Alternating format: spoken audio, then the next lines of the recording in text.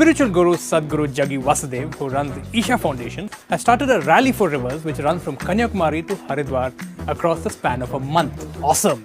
And I love road trips too. But his choice of vehicles is not environmental friendly, to say the least.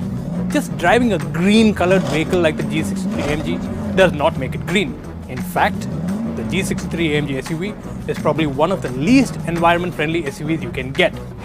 Some numbers. Sadhguru is driving about 7,000 kilometers from Kanyakumari, passing through 16 states to end in the Himalayas. His green G63 AMG emits 322 grams of carbon dioxide per kilometer under standard test conditions. So that is 2,254 kilograms of carbon dioxide or 2.25 tons of carbon dioxide, the greenhouse gas responsible for global warming, being pumped into the air by him alone. Global warming being pumped into the air by him alone. You must tell me which brand I should use.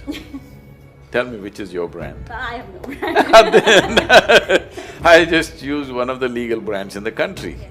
That's all. So you have something against that brand, I don't know. What's your problem? I used a vehicle which will not give me trouble on the way.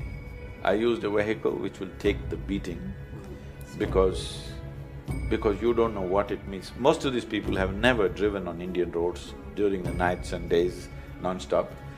I have done that many times, so I know what is the conditions.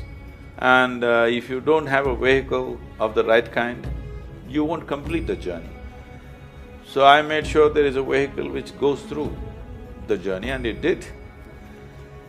And though the roads have gotten so much better, which is something we must all acknowledge, across the country, roads are really better than what it used to be, because I've driven and initially ridden across India, and many times I've driven across the country.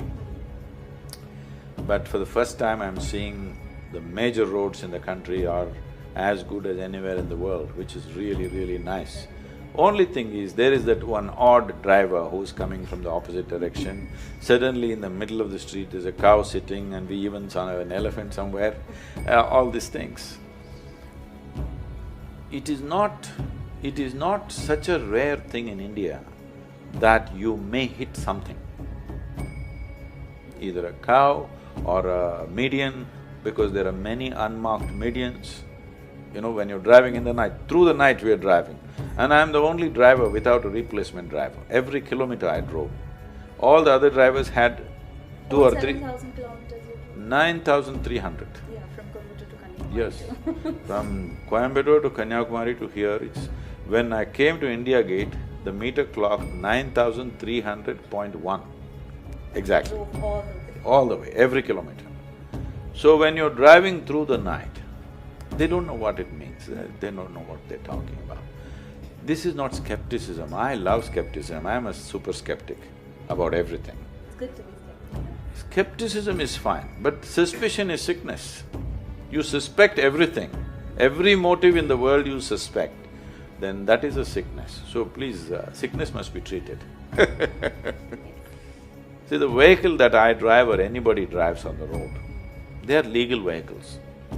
There are people driving vehicles which are far bigger than what I drove, far more powerful, far more whatever.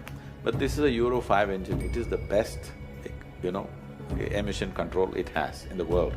Right now the highest emission standards is Euro 5. So this has a Euro 5 engine, it's the best engine.